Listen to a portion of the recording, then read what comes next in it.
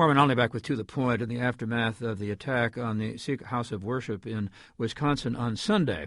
We've heard a lot today about Wade Michael Page, including a considerable amount from Pete Simi, professor who actually studied him, knew about him as a part of the hate music scene. Rajdeep Singh is Director of Law and Policy at the Sikh Coalition. That's an organization formed after American Sikhs were targeted for acts of violence following the September 11th terrorist attacks. And Mr. Singh, thank you very much for joining our program today. Thank you for having me. I'm very interested in your take on what we've heard about Wade Michael Page and how you feel about the fact that it was Sikhs that he chose, apparently, to take out his anger on. How common is this amongst Sikhs? How common has it been since Sikhs first came to this country more than 100 years ago?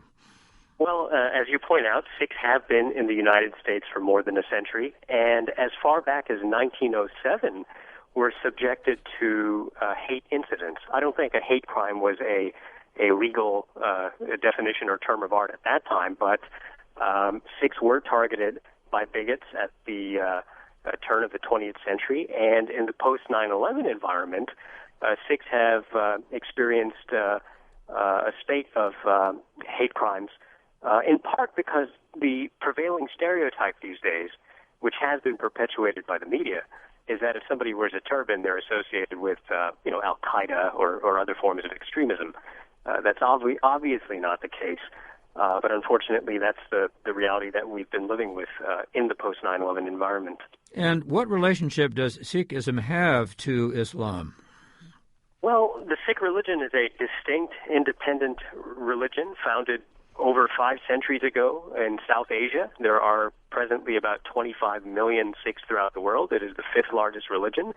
And although there are similarities among all religions, I mean, think of the similarities between Christianity and Islam, or Judaism and Islam, the so-called Abrahamic religions, the fact is that Sikhs are followers of a distinct, independent, revealed religion with its own scripture, its own doctrine, and its own traditions.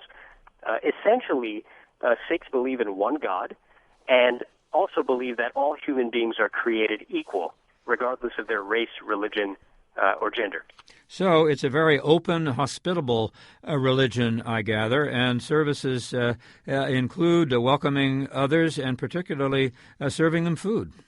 That's right. Every Sikh place of worship has 4 doors signifying openness to the entire world. And as you intimated, every Sikh place of worship, or gurdwara, has attached to it a free community kitchen where anyone can enjoy a free meal, not just members of the congregation, not just followers of the Sikh religion.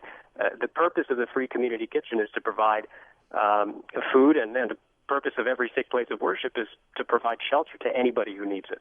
Given the history that you have described, although be it briefly, have you attempted to get the FBI to keep track of the acts of violence? They certainly keep track of acts of violence against the Muslims. I believe they do against Jews as well. Yes, the FBI is required by law to collect statistics about hate crimes in the United States. And last year, we respectfully requested that the FBI begin to track hate crimes against Sikhs because we believe that our community is susceptible to hate crimes on account of our identity.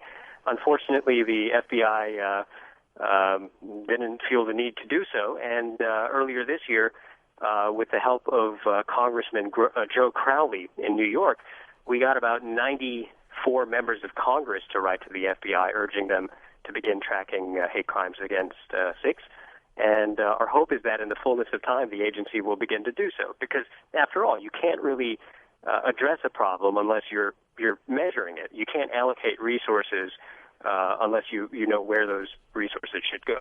And I take it that this is a cradle-to-grave issue, particularly when young children, male children, who grow their hair long, don't cut it, wear turbans in school. That's right.